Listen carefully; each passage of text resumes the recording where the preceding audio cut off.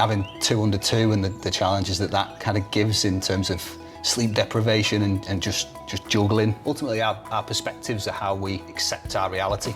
And if we are able to change that perspective, then we can change our reality. So I literally raced downstairs in my boxers, opened the front door, jumped on the car, like someone was stealing it and I was going to try and stop it from those seeds that I've sown have allowed me to harvest the fruit that is this cancer experience. A massive thank you to our sponsor NTS, Nuclear Transport Solutions, who are the leading global provider of safe, secure and reliable nuclear transport solutions. We are very grateful for NTS sponsoring this episode of Tackling It Together. So welcome back to the Little Blackbird Tackling It Together podcast, and today we have Matt Appleton. How's it going? It's really good, thank you. So I think I'm really excited to have this conversation. I don't know you well, but I know we are on very similar paths in terms of advocating for male mental health, and I know you are on an incredible journey and you're still on it. So I'm really excited and humbled and privileged to have you here. I know you've seen me do a talk previously. I know you're starting your public speaking journey tonight. Yes. You're off. But I just want to say I'm really privileged to have you here, and I know I'm going to learn just as much from you as the viewers and listeners are going to learn. Really appreciate that, Ed. I mean, you epitomise, the whole purpose of this is real stories, real people, real perspectives. And there's nothing better than when you have a little call with someone and say, how do you want to play this? And you just say, I'm an open book. Because I don't have a bloody clue where it's going to go, but I know it's going to be deep and I know people are going to connect. So thanks very much. I'm going to ask you a couple of questions to roll you in. Perfect. What's your favourite cheese? Oh, that's a broad question for me. Depends what I'm having it with. Feta on a nice Greek salad, beautiful. But probably just like a soft blue cheese or something with a cracker. Oh, smelly. Yeah. Okay. Question 2. Who would win in an altercation fight between a Komodo dragon and a bald eagle? Oh. I'd go the dragon, I think. Why? Well, eagle's strength is being able to hunt its prey, pick it up and fly off. You ain't picking up a Komodo dragon. You've thought about that a lot more than I did. Brilliant. Yeah, I'd go with the dragon based on that. So the first thing I like to ask guests is, I'm always curious as to why I reached out to you. We met at an event through, we've both got a dear friend, and we met through an event, and I just threw it out to you, and straight away, bang. Yeah. Yes. Why did you say yes? I said yes because I think it's really important for men to talk about how they're feeling, the things that are going on in their lives. I think we can be very guilty of not being open, bottling things up, wearing our masks. And I think the more that we can have genuine conversations about the battles that we're facing and the challenges in our lives, the more we can grow and experience the positives in life as well. And how have you come to that conclusion? If I look at the Matt now, compare new you to old you a number of years ago, what's the difference and what's the moments that's made that transition? So it wasn't something that happened overnight. It's probably been a 10-year journey. I think part of that process was definitely fatherhood. You sit in those classes where they teach you how to swaddle and burp them. Yeah. But the crushing weight of responsibility that goes with shaping a human, whilst then trying to challenge your own beliefs and perspectives and making sure that you're not imprinting it on them in a negative way, probably just opened me up a little bit more. And then a few key things that happened during my life in the last 10 years. So my little boy was born in Australia. We lived in Australia for about 10 years. Yeah. And when my wife was 7 months pregnant with our second child, Ivy, she struggled a little bit with postnatal when Finn was born, so we decided that the right thing to do was to move back to the UK. Yeah. To be around friends and family and that kind of social and family network that we'd need and that we wanted for the kids as well. But when I came back, it was a real challenge for me. I struggled to find work. I had a long period of time where I'd go to multiple interviews, 2-3 stages, delivering presentations to boards for particular roles and things like that, and then always being told that it was a close second. You know, it didn't quite. This person had that bit more experience that they wanted in that particular sector or whatever it was. What was the bridesmaid? That was it. Yeah, that's what it felt like. And it was something that alongside with just trying to work out how I fit in again with the social network that I had in the UK. So got some amazing friends from school I've known for 35 years. Just trying to understand that dynamic again, and you've missed so many key milestones, weddings, stag do's, you know, kids being born, and trying to reassess and fit back into that group and understand without being part of the stories that you've missed for 10 years, all those trips. Do you remember when we went here? Do you remember when we did this? No, I wasn't there. Yeah. And then that along with the job hunt, having 2 under 2 and the challenges that kind of gives in terms of sleep deprivation and just juggling, made me question why I was here. And I started to look at making a permanent decision to a temporary problem. So I'd mapped out how I was going to kill myself. I'd picked the day, I'd worked it around my wife's routine. She went back to work when our daughter was only 12 weeks old because she had to provide for the family because I couldn't, which was another kind of nail in the coffin for me almost. Yeah. And that perspective was just getting deeper and deeper, and the more I kind of thought about it, the more I couldn't get it out of my head. That I wasn't enough. I couldn't provide. Life was just grinding me down. And I think making the decision to eventually just say to my wife, I can't cope anymore, this is too much, and seeking therapy and the Pandora's box that then becomes, and trying to unpick everything and understand what was me, who was I, how that fit in with the different narratives and beliefs that you learn societally within your family, to kind of peel the onion and get to the core of it.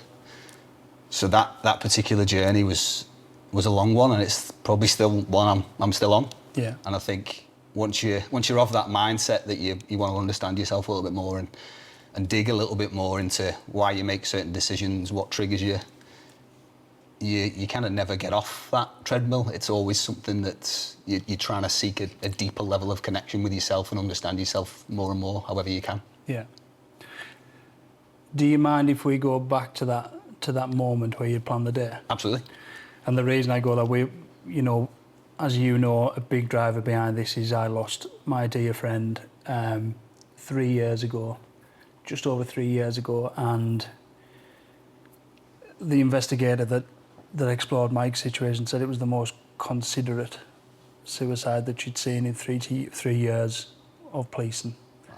Now, out of respect for the family, I'm not going to go into the details of that, but the thought processes that he'd gone to map that. So when you said you'd mapped the day out, you know, the sad reality is there will be people watching and listening to this that either might be in that situation or have been in that situation prior. What changed it? What were the things that you needed to do deep within yourself? You mentioned disclosing to your wife and opening up, and that's utter vulnerability and leaning into vulnerability. Looking back now, what were the catalysts to you not doing that? It was a podcast. Well, I listened to, so as part of my job hunt, when my wife had gone back to work, we put the kids into nursery 2 days a week. So on those 2 days, my job was find a job. So I'd get the kids in, I'd make myself a coffee, and I'd let myself have the first hour of the day to just relax, almost like a bit of self-care. And I did it in 2 ways. I'd watch episodes of Frasier. Oh! And did you watch Cheers before? I used to always watch Cheers. If the kids were up early and I managed to get them in time, I might sneak a Cheers in before a Frasier, but not normally. Did you ever watch Home and Away? Yeah, I did, yeah. Oh yeah. My God. Brother from another mother. Frasier. My dad loved Frasier. Go on. So that was one thing. And the other thing was I listened to a podcast with Freddie Flintoff, Robbie Savage, and Matthew Said, I think his name is, journalist. I think it was called Savage, Flintoff and the Ping Pong Guy, or something like that. Yeah. And it was my way of connecting. The guys were quite vulnerable on it. They shared stories. It was based around sport, but there was some psychology in there as well. I just found it so interesting. And listening to that just brought a bit of comfort to me. It was the connection I was seeking. And there was one particular episode where he talked about Gary Speed. And living in Australia for the period before Gary Speed's death wasn't really in the media over there, so I was aware that he'd passed away, but not really the circumstances. And they talked a little bit more about that in the detail of that he'd been watching a Newcastle and United game that day, and how much of a shock it was to everyone. And I just, hearing it from his friend's perspective, from the family's perspective, I didn't want that on them. I knew it would be a similar vein of thought almost, that everyone knew I was struggling to some degree. They could sense there was some pain there, but I don't think anyone knew it was as bad as it was. Yeah. And it was only in hearing that and being like, I can't do this and I need to do something about it, that changed it. It sounds like it was a realisation to you in that moment how bad it was. Absolutely, yeah. Yeah, it really was. And I said before about it just almost becoming a bit of a self-fulfilling prophecy that I wasn't enough, that I couldn't do this, and that this wasn't working, and I didn't know where I fit in. And the more you strengthen those neural pathways, the more they just keep firing and wiring and firing and wiring.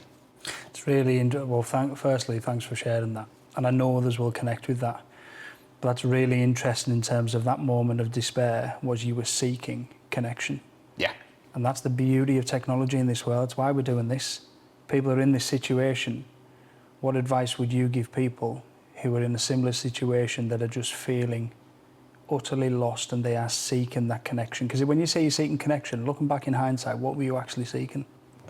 I'm not enough. Those limiting beliefs that we constantly have. Yeah. I'm seeking connection, but we're seeking what? I think for me it was a space. It was a space to feel that I could be vulnerable, that I could share how I was feeling. When you're a dad, to some extent, you face the same challenges. Yeah.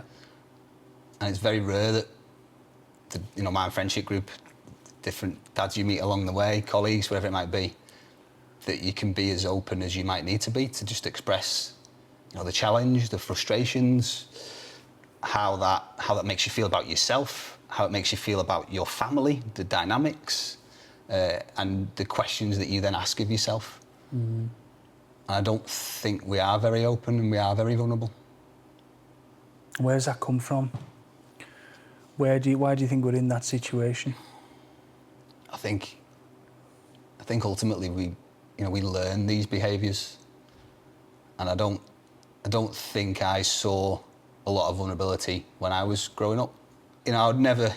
My dad's a wonderful man with many strengths, but I think I've seen my dad cry twice.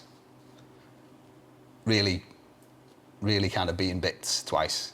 The first time was when I was in Manchester Airport, about to leave on my round the world ticket, and it made me question whether I was making the right decision, for the simple reason that I'd never really seen my dad sob, and it was like, did you think, what, is this a bad thing? Yeah, am I making the right decision? That was it. Yeah. So that was that added to my own. I was really excited, but it created some degree of nervousness and fear there, because my dad, my man in my life was worried for me, so it made me question whether I was making the right decision. And the second time was in November last year, when I decided to openly share my story around my mental health and the battles that I'd faced those kind of 7 years before, and the place that I was in. And my parents didn't know the extent, didn't know that I was as far down that dark path as I was. And I think it was only in sharing with them that my dad realised the extent and was probably really petrified about how close I was. And my mum got really angry with me that I hadn't been open and I hadn't shared. But it's quite interesting. My mum and dad are quite spiritual people. Grew up in a very kind of Catholic house. both sides of the family, both sets of grandparents, churchgoers and that kind of thing. Yeah.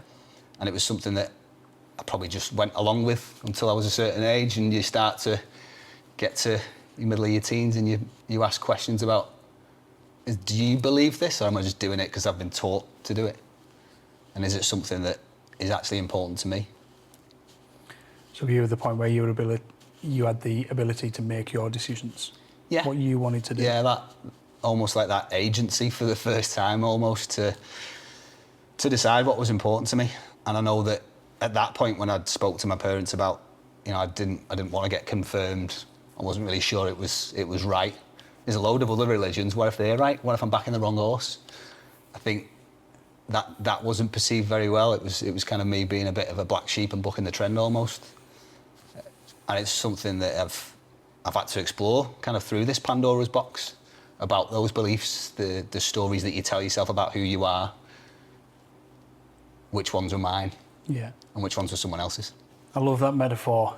If you were to look at your Pandora's box 10 years ago versus now, if you open up old Matt Pandora's box compared to new Matt Pandora's box, what's the difference? I think old Matt's Pandora's box was definitely deeper. I think I'd deal with challenge and problems very, very differently because of the experiences of that time and the work that I had to do to challenge myself, to have difficult conversations, to feel into those feelings. When you get that intuitive feeling that you don't want to do something, that for me is a massive flag for me. That's a trigger for me to sit down and ask myself, where's this coming from? Yeah. And I think if I hadn't had the experience of 2017, I wouldn't have that decision making in my mind anymore. And that's interesting. I think that's the difference. That's the difference in my experience of that. When that trigger goes off, we run away from it, we avoid it like the plague, whereas now we're given that permission to say, and we're probably being brave enough in ourselves to say, let's get into that. The fuck's all that about? Why is that going on? Because if I don't get into that, that affects the version of me as a parent, as a husband, as a worker, all those multiple roles. I have to get into that. And that's what this is about, that bravery side. And just before we get into, Pandora's box, that's the metaphor we are using for this conversation. I know there's shitloads more in there, but just going back to that dark time in 2017, I just want to wrap that up. And you said you were seeking connection from that podcast. We had a chap called Kev on a previous podcast, and he said he'd turned the radio on when he was going to do, and in his head he was going to take his own life, and he listened. It was a song, R.E.M. That was his moment. Your podcast, something that was said, gave you that connection, that validation. It maybe said it's all right to be feeling like that. You're not alone. And I think that sense of connection, I'm probably speaking to people who are watching it, that we're in a world now where there is so many channels to reach and find that connection. But you need to press play on that podcast. You need to get yourself in that environment where I'm just going to put the oxygen mask on and I'm going to meet my needs for that moment. Or I'm going to go to a doctor, go to a therapist, go to my friend and say, I'm empty. And I think about that from a sad point of view, because I obviously didn't have that with my friend, but I think there's real wisdom in there to say the connection is there, but we need to leap out. We need to make that first step. Absolutely. I think for you as an individual, you've almost got to take responsibility for it. And it can be really tough, it can be really challenging, but ultimately you're the one who needs to take that first step. You're the one who needs to be brave in that moment and ask for help. And I think for me, the recovery of it coincided with a number of things. Eventually, after 3 months of therapy, I found a job as well. So that sense of purpose that I'd been seeking, that sense of connection, productivity, problem solving, the things that really get me excited, that was back in my life. And obviously having those conversations with my wife and being vulnerable in that way just strengthened our connection. It made me question others in different ways and probably be a bit kinder, be a bit more compassionate, both with myself and with other people. And that's what it sounds like. You embrace that compassion, maybe being compassionate with yourself. It's all right to not feel like this, be compassionate with other people. We said before we came on camera, we talked a lot about the fight or flight response in our brain, otherwise known as the amygdala. We know it as fight or flight. And you said about through meditation that you've found a way, and it's been proven that you can actually shrink that. Yeah. So talk to me about that. Meditation's been a massive part of, I suppose, my healing journey in that sense. It was something that I'd explored a little bit in the past, but never to the extent that I currently do, or to the depths in that way. My brain's always been racing. I'm always kind of full of energy, and I'm a fidgeter. And it was something that through the Pandora's box, I then explored. You know, was I neurodivergent? How did my brain work? Was it the same as everyone else's? And that was ramped up when our little boy started school. So he started school just before the pandemic, and then kind of curtailed his reception class. And then when he went back into year one, just a few little behavioural things that the school were flagging, and it was quite clear to us from the research that we were doing to try and help him to understand ADHD that it wasn't just him in the family, that it was, you know, everything that we'd read was describing me. And I think understanding that piece and how being able to sit quietly and calm my mind was a tool that would actually help me control my ADHD in that way. Help not control, but help me get the reins back on it. Yeah, and appreciate it. Yeah, develop a relationship with it. Absolutely, that I hadn't really had in the past. And for me, meditation's been a massive part of the time I take in each day to just pause, calm, almost deepen my intuition, make the right decisions with my gut, question myself when I'm having triggers that are things that are coming up, making sure that I'm able to react from a place of zero rather than being something that, you know, I'm already hyped up, I'm already a bit angry, I'm already a bit frustrated. This is where we're at, and just trying to take each moment and starting without that revved up factor, and just being in a position where I'm at my baseline, my cup's empty, you can start filling it up and we'll see what happens. Meditation gives me the chance to almost tip my cup out, swill it, gone, start again. It gives me that platform to be able to go at life from a bit more of a calmer demeanour.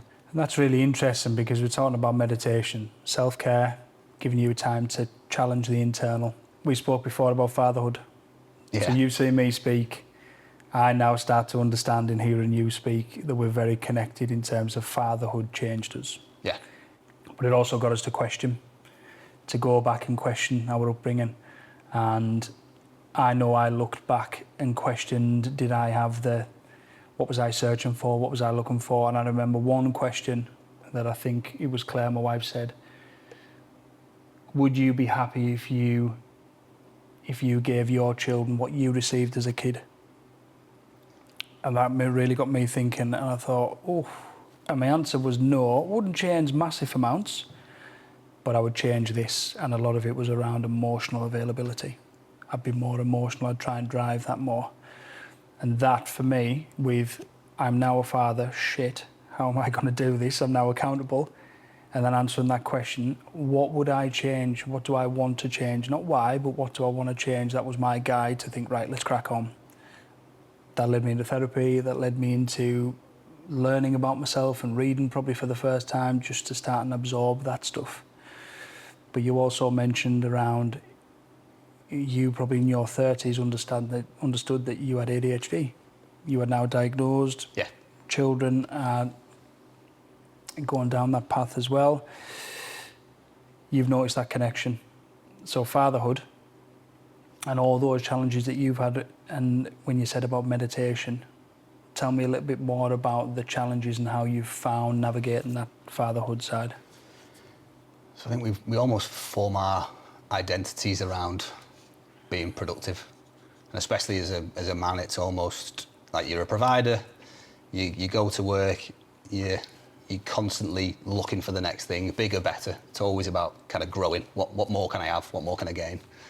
And I think fatherhood made me realise that I couldn't carry on the way I was to some degree. Yeah. That it was very much about finding pockets of time to stop and reflect on what I was doing as a dad. Was it the right thing? You know, you mentioned there about what you'd want, what you would potentially change or as a parent. And I think for me, it's the recognition that my parents, your parents, were doing the best they could with the tools that they had at the time. Bang on. And I think for me, once I was aware of that, well, then it was on me. It was my responsibility to get the tools. So yeah, my wife's cousin's husband passed away unexpectedly. And the responsibility then of just freeing her up to try and be there for her family and not being able to do anything. Just, I don't know, like part of my nature is the bigger the fire, the more I'm ready to fight it. The more, like if you ask me to do a tax return, I will procrastinate on it for months. But if you said, this is burning down, what are we going to do? That's when my brain goes, oh, happy days, let's go. That's the bit that I get really excited about. And I make quick decisions and I'm rational and we go. And I think just having to sit on the sidelines whilst that fire was raging and watching my wife go through the challenges that she was facing. She had 3 nights on the spin where she was in the hospital with her cousin, and cousin's husband's family were coming in, and she was the one breaking the news to them.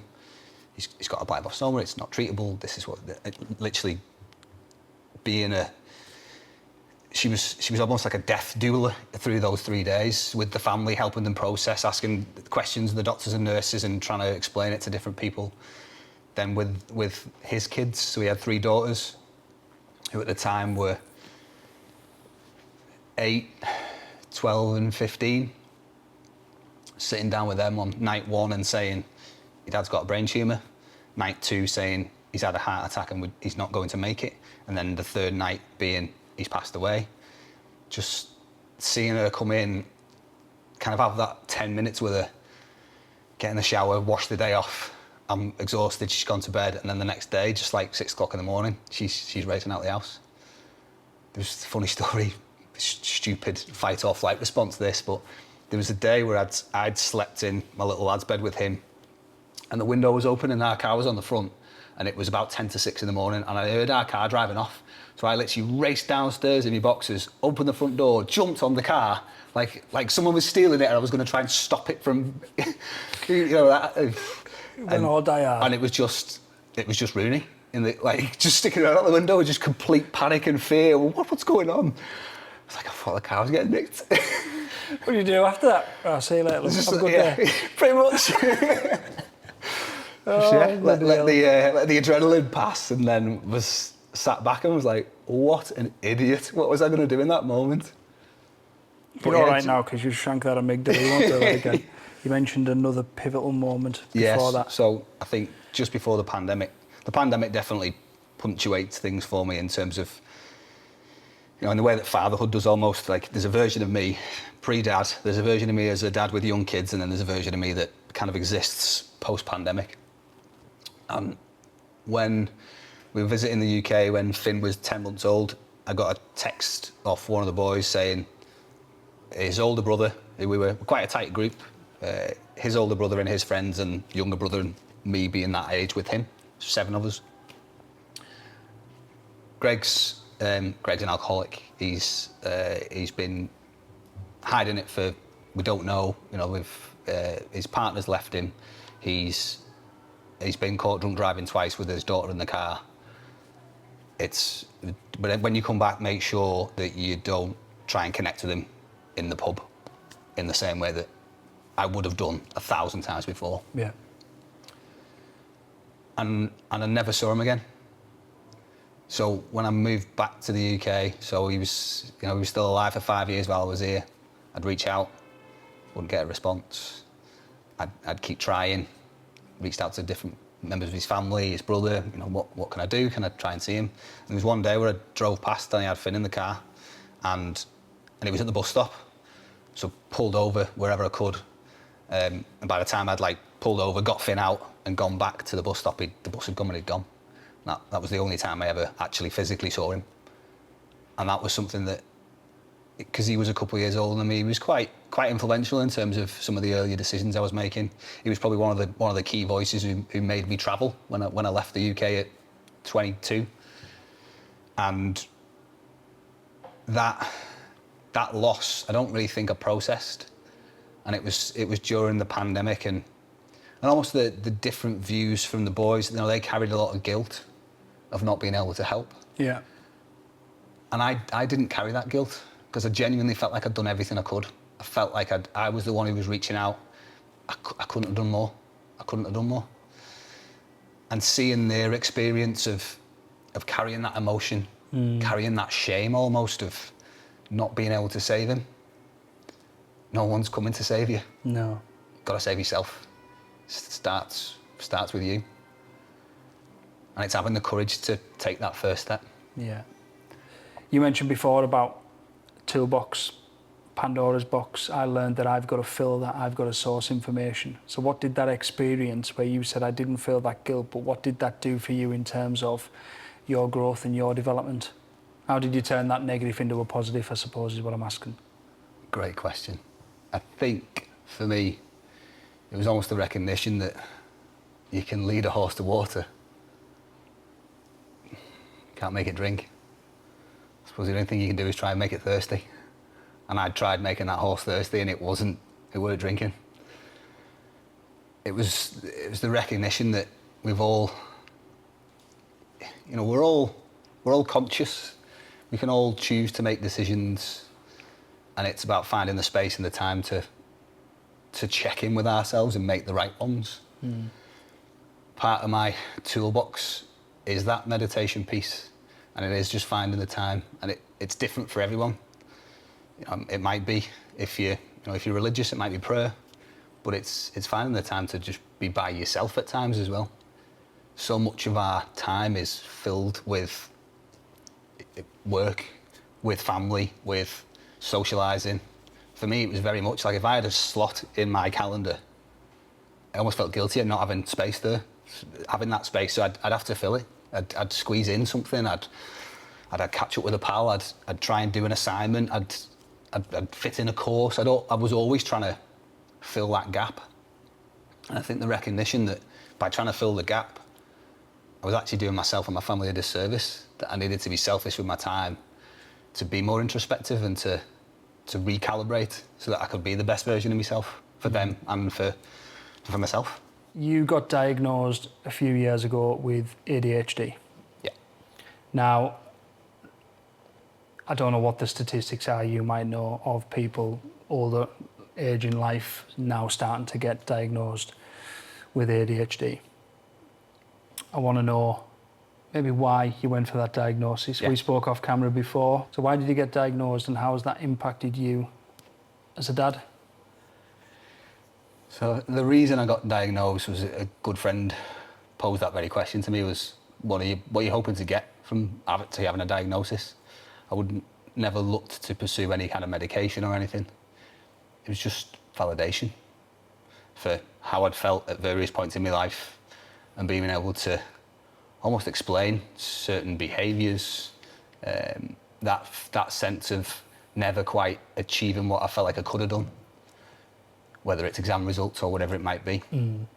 So it was just to be able to almost put a reason to it to some degree. And it's not held me back. I think sometimes there's a stigma to it because people just think you've got ADHD, so you're just going to be someone who bounces off the walls and you're everywhere.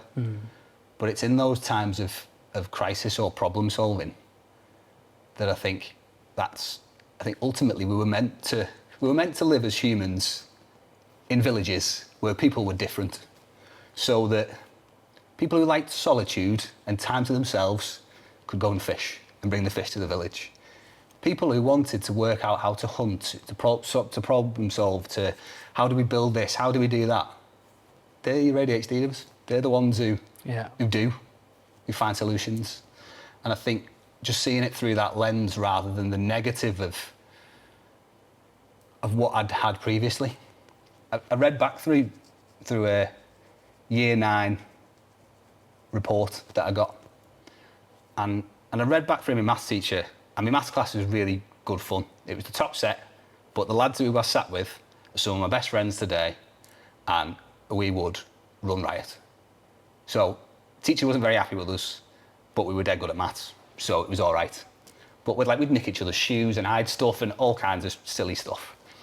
And in it, she told me that I needed to focus more, I needed to concentrate. And I looked back through all the results and it showed you.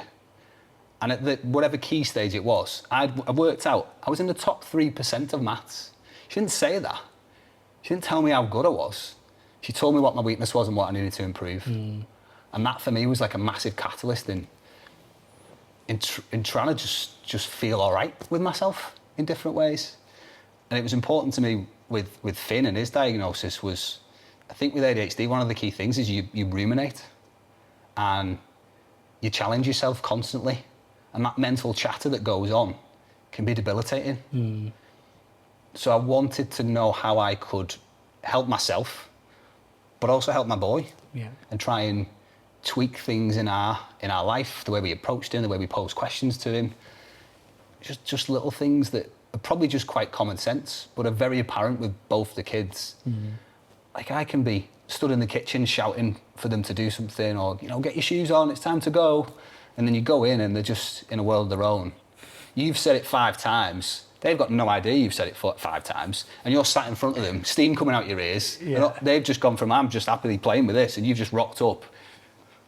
And it's trying to make sure that, I said before, that I'm starting from zero, that they recognise and that they're not doing this on purpose to wind me up. That if I recalibrate myself, I'm the adult in this. I'm the one with agency and can act accordingly. So let me sit with it.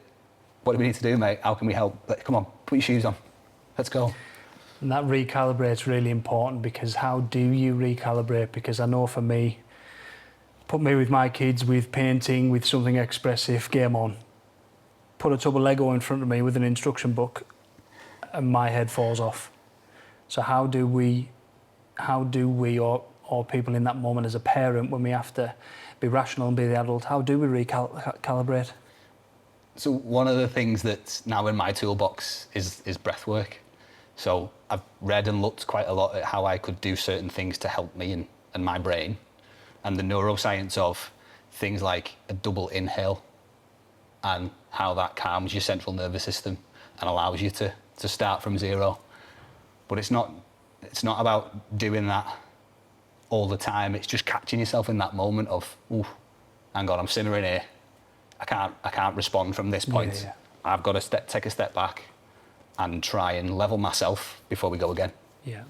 Breathwork's key. I think on the back of this, I would love to learn more from you about breathwork and meditation.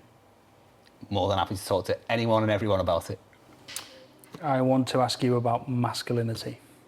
So what's your interpretation of what that means, and looking back in your life, what role models have you had that have got you to that place where you are now? So one of the things when I was deep in Pandora's box, if this episode is not called Pandora's box, I will eat my hat. Go on. Was the relationship I had with my grandfather, so my mum's dad. My granddad was in the SAS in World War II. He was the best of the best. He had such an aura about him. He was just kind, calm, just this wisdom that was just always there. And unbeknownst to me, he was on such a pedestal in my family that I never felt good enough. I never felt like I could reach that level. And even, as sad as it is to say, I think I looked at my mum and dad's relationship, and they've been together for a very long time and they very much love each other. But my dad's role model was almost my granddad as well. So he'd come into the family and then was awed by him, rightly so. But it left me just feeling like I couldn't live up to that standard. That the decisions I'd made in my life, could I have pushed myself harder? Could I have done this? What can I do to try and be elite in the same way? And it was only with therapy that I realised that this story that I created, this narrative, didn't exist anywhere else other than in my mind. Wasn't something that my mum had told me, wasn't something that my dad projected on me, wasn't something that uncles, aunties, cousins had put on me, my sister had put on me. It was purely my take on it, my perspective. And my perspective was crippling me. And it was something that I know that if my granddad was alive and knew that that's how I felt, he'd be heartbroken. Because he wasn't that man. You know, he never tried to, whenever he tried to influence you, it was always done with such kindness and such compassion. And I think it was only with realising that you started to look at how you perceive certain relationships and how you learn love with a partner and with a family. Yeah. And I'd seen that at home. I'd seen it done well at home, but I didn't realise how much I'd potentially modelled my life around my granddad and his influence. Yeah. And it was something that really challenged me, because I knew it was going to upset my family if I told them that that's how I felt. And just the recognition that it was just purely in my mind, and I had the power to change it. I could reframe that.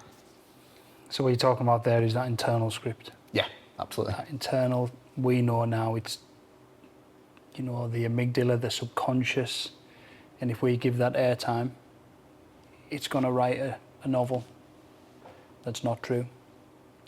In hindsight, and I hope this doesn't upset you, but in hindsight, looking back, what would you have done differently to change and tackle that internal script?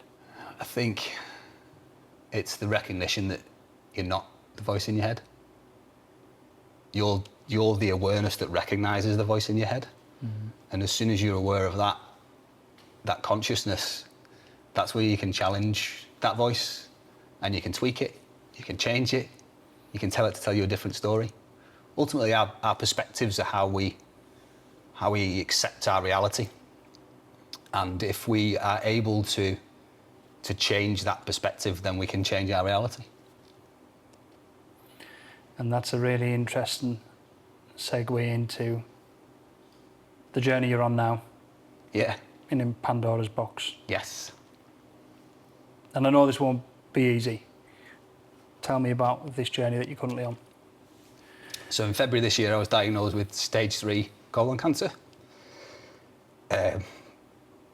It's kind of cracked me open again. It's been something that has challenged my perspectives again.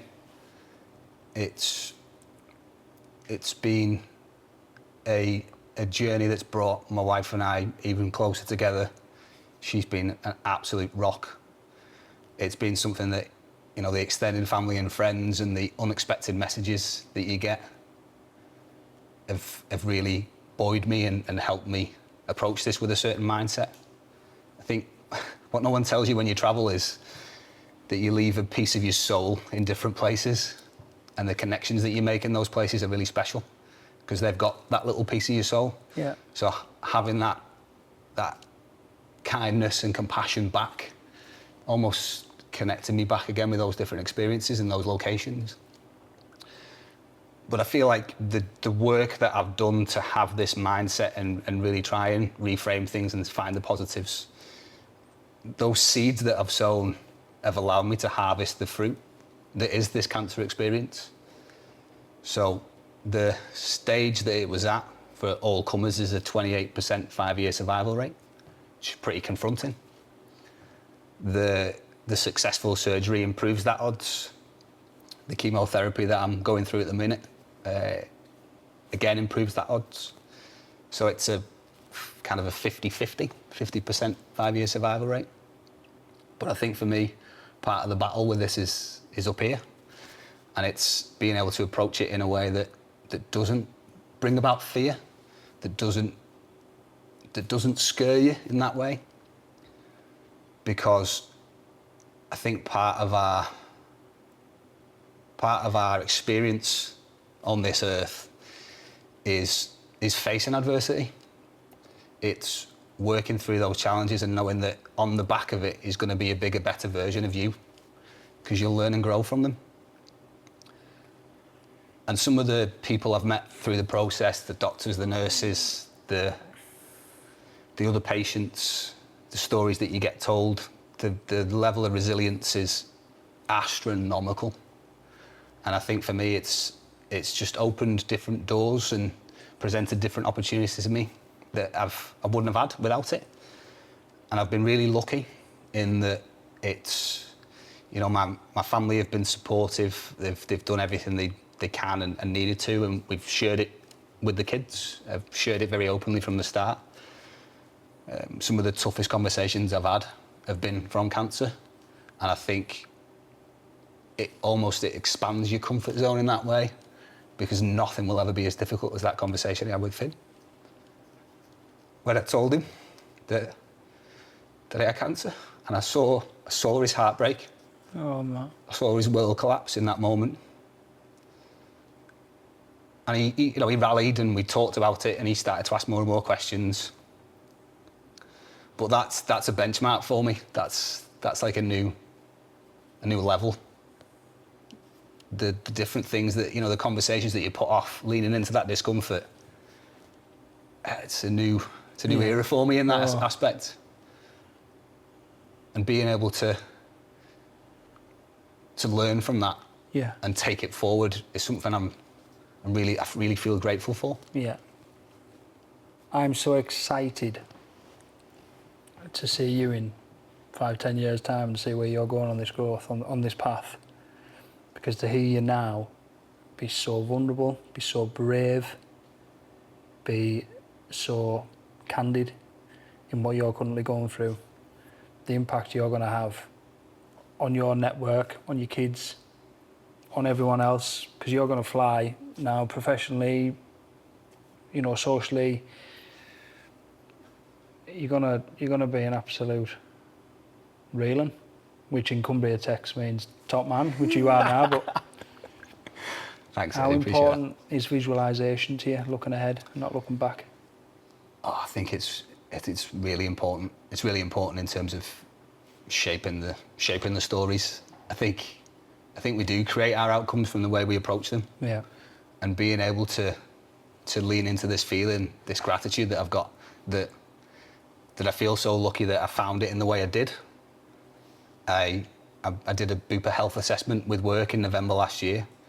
I didn't really have any symptoms, unbeknownst to me anyway. And there was a couple of things that just flagged in that appointment that I then pursued that led me to an assessment in December just before Christmas, where I swallowed a little pill and it recorded right the way through my digestive tract until eventually it's in the toilet and it's a little disco going on because it's flashing lights and you just flush it away. And then waiting for the results, I was quite relaxed. I was almost a bit naive with it, to be honest. I never expected the diagnosis that I got. It was something that, when I went back, eventually got called in for a colonoscopy. I wasn't expecting to be told it. It was just the way it was explained to me was there was a thickening of my colon lining. Mm. So I went back in for that appointment, and I got sedated. There's a couple of options you could do for it. You could be sedated or you could do gas and air, and I chose the sedation, pretty close to the hospital. Rooney was already lined up to pick me up, so it was a bit of a no-brainer. And I was chatting away to the nurses, and I was just fascinated because it's on the screen in front of you, and they're showing you the different parts of your colon and walking through it. And then she gets to the area and she's like, right, okay, yeah, you've got an abnormal growth. You're going to need to have an operation. I'm going to take a biopsy now. And you can see it on the screen in front of you. Mm. Just this little metallic arm plucking cells. And I was fascinated because I was like, that looks big. How big is it? And apparently it was 3 millimeters. Right. But on the screen, it looks like a football. It's huge. And then she went on to say, all right, what we'll do now is we're going to tattoo it, because the surgeon is going to look at it from the outside. So we'll tattoo it so they know where it is. I'm a bit of a fan of tattoos, so I was quite intrigued by that. So just watching them inject the dye and see that process, I was just blown away with how clever it was. And then when I got back in to the recovery, got called into a little room. Rooney came in the other side. She looked at me like, what's going on? And I said, apparently I just need an operation. No big deal. Colonoscopist came in to tell us, explained it all. And it was only for Rooney saying, whoa, what's abnormal? What's an abnormal growth? What's that then? Could that be cancer? That the colonoscopist said, yeah, it's cancer. Mm. And that was probably one of the most sobering moments in my life, where I didn't feel scared or fearful in the moment, but it was just that switch between being quite relaxed and being like, right, it's game time, what we're doing, what's next. And at that point, it wasn't really mapped out. There's still a lot of assessments and tests that you need to do to gauge where it's at. And because the colonoscopist had told me on that day, when my GP phoned me on the Wednesday, the Tuesday afterwards, to tell me the results of the biopsy, I almost had to kind of stand her down. I could hear the apprehension in her voice and just say, it's all right, I already know, I know it's cancer. Can you tell me anything else? Does it stage it for you? What does the biopsy tell me?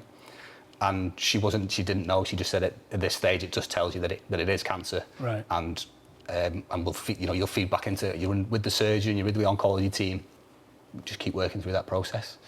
And she said to me in that call, you're so lucky that you did that assessment in November.